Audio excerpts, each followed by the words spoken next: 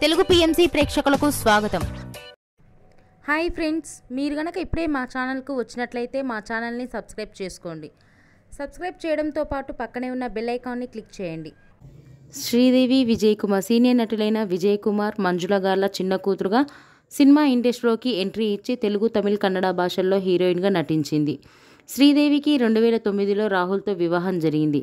వీరికి ఒక కూతురు ఉంది, పేరు రూపిక. తాజాగా శ్రీదేవి, విజయ్ కుమార్ తన లేటెస్ట్ ఫొటోస్ని అభిమానులతో పంచుకుంది. ఆ ఫొటోస్ని మనం కూడా చూసేద్దాం.